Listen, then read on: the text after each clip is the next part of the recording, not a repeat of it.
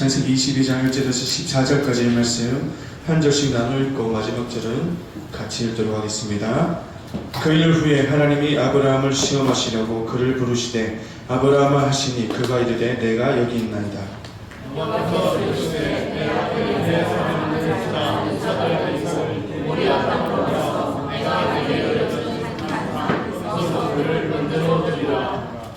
아브라함이 아침에 일찍 일어나 나귀의 안장 두 종과 그의 아들 이삭을 데리고 번제에 쓸 나무를 쪼개어 가지고 떠나 하나님이 자기에게 일러주신 곳으로 가더니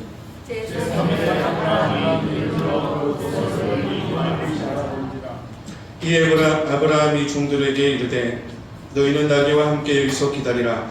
내가 아이와 함께 저기 가서 예배하고 우리가 너에게로 돌아오리라 하고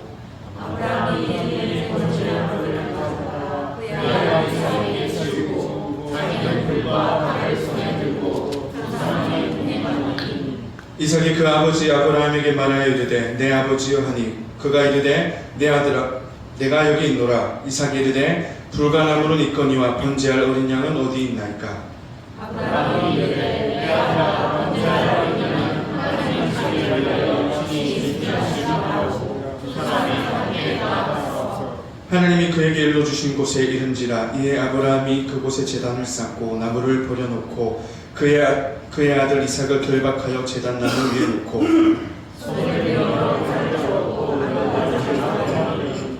여호와의 사자가 하늘에서부터 그를 불러 이르시되 아브라함아 아브라함아 하시는지라. 아브라함이 이르되 내가 여기 있나이다 하매 사자가 이르시되 그 아이에게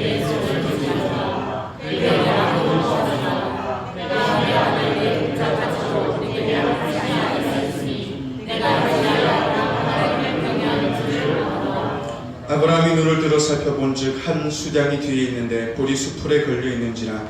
아브라함이 가서 그 수량을 가져다가 아들을 대신하여 번제로 드렸더라. 같이 읽겠습니다. 아브라함이 그 땅 이름을 여호와 이레라 하였으므로 오늘날까지 사람들이 이르기를 여호와의 산에서 죽이리라 하더라. 아멘. 네, 우리 좌우 앞뒤로 인사하실까요? 반갑습니다. 반갑습니다. 보고 싶었습니다. 보고 싶었습니다. 참 오랜만에 이 자리에 섰습니다. 이 자리에 서는데 설 때마다 말씀드리는 게 좀 긴장이 된다고. 참 긴장이 되는 마당에 제가 방금도 성경 읽을 때 자꾸 멈췄잖아요. 지금 양해를 좀 구하겠습니다. 지금 부정맥이 잠깐 와가지고 하다가 멈출 수도 있습니다. 그 이해하고 좀 들어주시면 감사하겠습니다. 네, 오늘 말씀은 우리가 오늘 잘 알고 있는 아브라함과 이삭의 이야기입니다. 이 스토리를 통해서 하나님 주시는 그 마음 뜻이 무엇인지 오늘 한번 살펴보기를 원하는데요. 여러분들 지금 살아가시면서 가장 큰 고민이 뭐가 있습니까? 지금 살면서 가장 큰 고민, 걱정거리. 우리 동일하게 가지고 있는 걱정거리가 하나 있죠. 정치적인 큰 문제가 있지 않습니까? 정치적인 가장 큰 어려움이 있는 것, 그것이 큰 고민이겠죠. 그로 인해서 지금 사회가 그리고 경제가 지금 많이 망가지고 있다고 하더라고요. 그래서 참 걱정이에요. 저도 걱정이 돼가지고 아버지한테 그 이야기 했거든요. 아버지, 그 퇴직금하고 모아놓은 돈을 달러로 바꾸시는 게 어떨까요? 이야기를 했어요. 근데 지금 환율이 많이 올랐잖아요. 그래도 불안하더라고요. 그것도 IMF에서 우리나라 위험하다고 그랬지 않습니까? 외환 보유가 많이 떨어지고 있고 그래가지고 위험하다 그래가지고 아버지한테 이야기를 들었는데 아버지 왜 뭐라고 하면 놔둬라 이러시더라고요. 그래가지고 걱정은 되지만 그래도 하나님은 또 일하시고 또 역사하실 것이니까 그냥 그러고 넘어갔어요. 하여튼 이런 걱정거리도 있고 또 어떤 걱정거리들이 있습니까? 가장으로서 아버지로서 이 어려운 이 시대를 이 가정을 잘 이끌어가야 될 텐데라는 걱정거리. 동일하게 어머니도 똑같지 않습니까?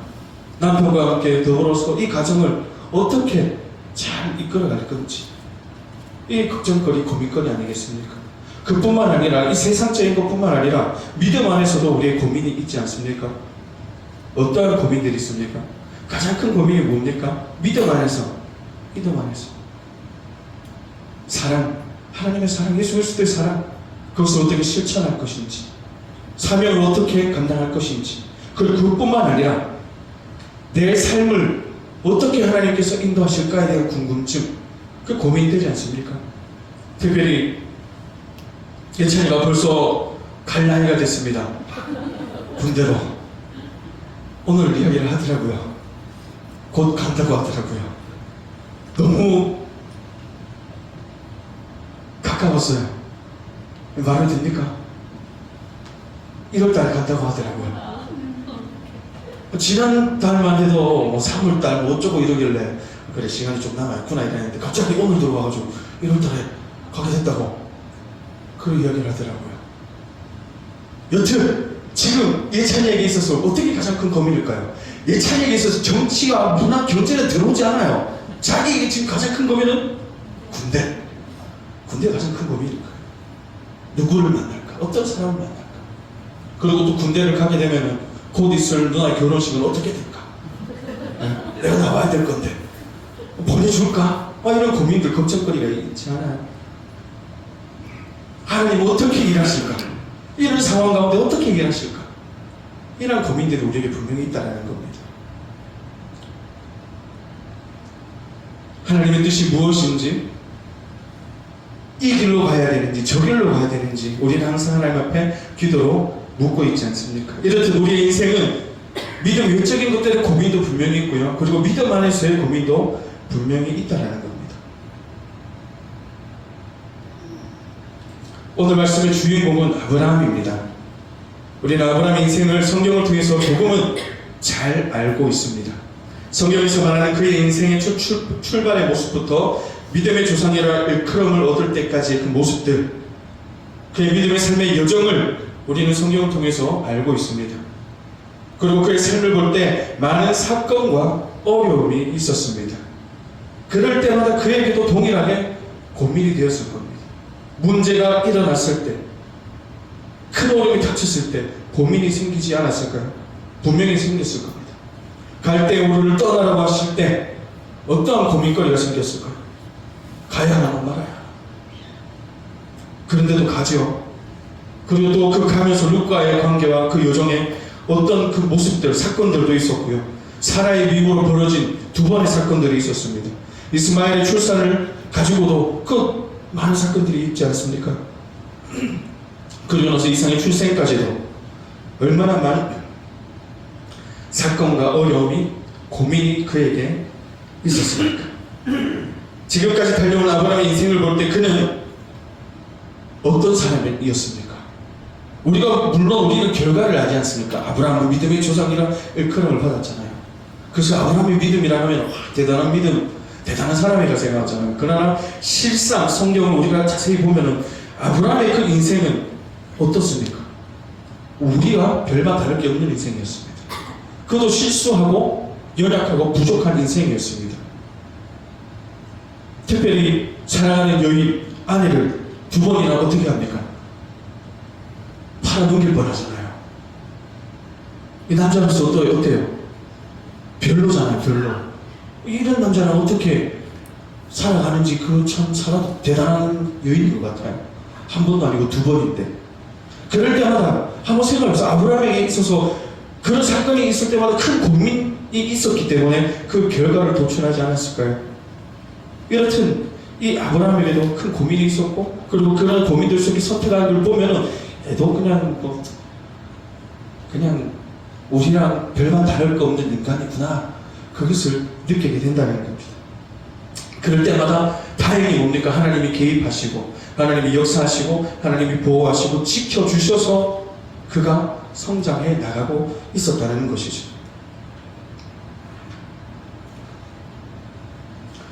그리고 오늘 본문에서는 아브라함의 인생에 있어서 가장 큰 고민이 생기게 됩니다. 가장 큰 문제가 발생하게 됩니다. 우리 1절과 2절의 말씀을 보실까요? 제가 읽어드리겠습니다. 그 일 후에 하나님이 아브라함을 시험하시려고 그를 부르시되 아브라함아 하시니 그가 이르되 내가 여기 있나이다. 여호와께서 이르시되 내 아들 내 사랑하는 독장 이삭을 데리고 모리아 땅으로 가서 내가 내게 일러준 한 산 거기서 그를 번제로 드리라. 그 일 후에 어떤 일 후에입니까? 아비멜렉에게 사랑하는 여인을 빼앗길 뻔한 20장의 사건과 그리고 그 사건 이후 맹세의 우물, 언약의 우물 사건, 브엘세바 사건 그 이후 이삭의 출생까지, 그리고 그 이삭이 출생한 이후 지금 오늘 이 하나님의 명령이 있을 때까지의 시간이 좀 지났습니다. 지금까지 그 일 이후에 지금 이 시간을 이야기합니다. 아브라함에게 있어서 이삭은 어떠한 존재입니까? 장로님에게 있어서 예찬이는 어떠한 존재입니까? 소중한 존재이지 않습니까? 재한이는 어떠한 존재입니까? 소중한 존재이지 않습니까? 소중한 우리 아들, 소중한 우리 딸. 그러면 아브라함에게 있어서는 더 소중하지 않겠습니까? 노년에 하나님께서 약속하셨는데 하나님이 약속하시고도 바로 주시지 않았어요. 시간을 지내서 자기가 스스로 하나님의 뜻을 판단하고 생각해서 자기 마음대로 알을 낳아볼까 해가지고 잘못된 일도 있었지 않아요? 그런 것들을, 그런 수고를 지나서 하나님이 허락해 주셔서 보내주신 하나밖에 없는 독자 아들이잖아요. 그리고 얼마나 소중하겠습니까? 그리고 그는 그냥 얻은 아들이 아니잖아요. 하나님이 보내주신, 하나님이 허락하신, 그러니 나에게도 당연히 소중하지만 하나님에게도 소중할 거라는 그 믿음이, 막연한 그 믿음이 있지 않았을까요? 그런데 지금 그런 존재를 누가 이야기를 하십니까? 보내신 하나님께서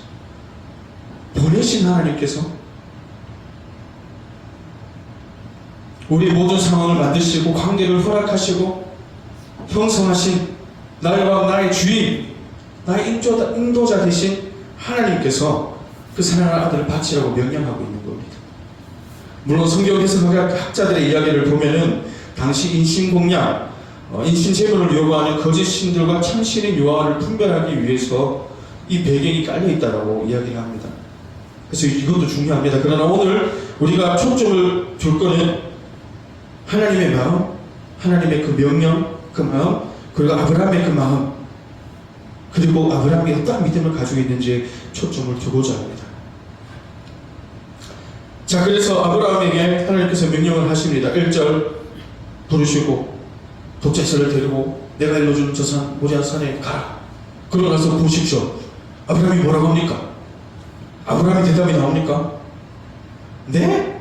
예찬이었으면 네 했겠죠. 네? 뭐라고요? 네?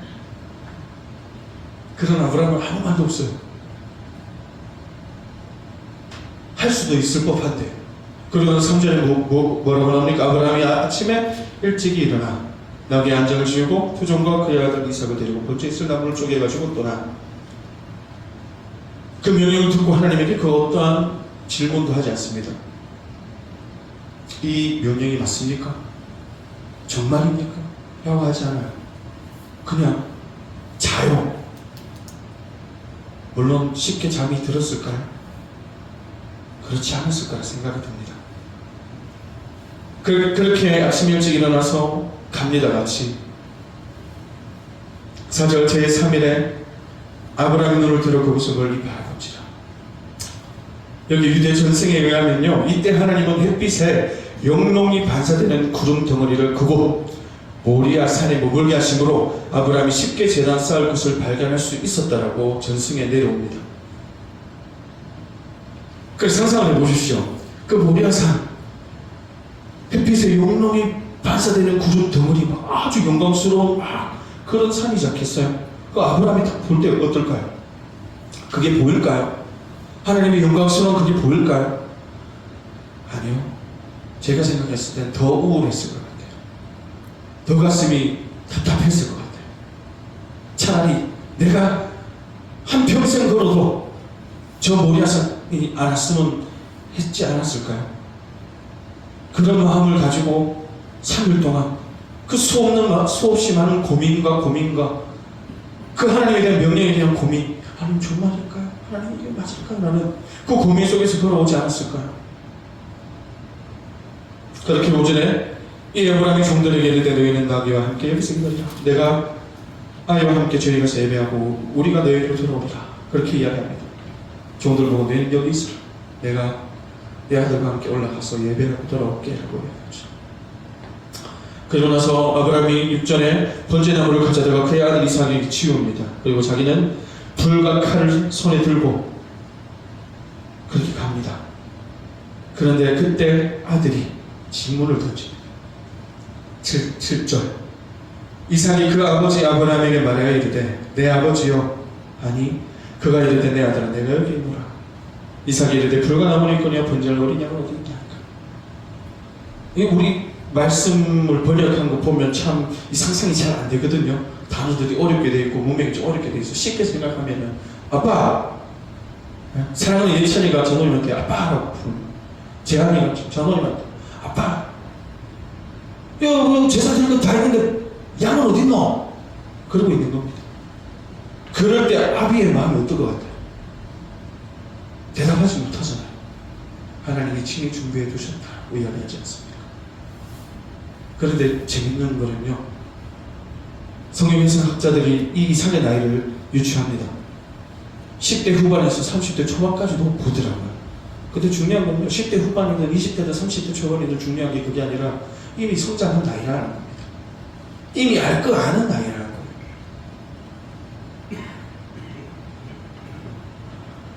그렇게 9절 하나님이 그에게 일러주신 곳에 이릅니다. 이 아브라함이 그곳에 제단을 쌓습니다. 나무를 돌려놓습니다. 그의 아들 이삭을 결박하고 제단 나무에 올립니다. 우리 두 번째 사진 한번 보여주실까요? 보이십니까? 제단 위에 지금 올려놓은 겁니다. 상상해 보십시오. 내가 아들이라 생각해 보십시오. 10대 후반의 아들. 아버지가 나를 묶으려고 해요. 진짜 동물을 묶을 때는 손발을 묶더라고요. 이렇게. 묶으려 할 때 어떨 것 같아요? 이 아버지가 욕이 안 나오겠어요? 노망이 나셨나? 왜 나를 묶지? 그러고 나서 자기가 성장했잖아요. 아버지는 나이가 많아요, 지금. 아버지는 충분히 힘으로 제압할 수 있습니다. 그럼 어떻게 해요? 이 아버지가 노망이 났나 이러면서 막 할 수도 있잖아요. 근데 안 해요. 저는 이것도 이해가 안 가더라고요. 성경 준비하면서, 말씀을 준비하면서.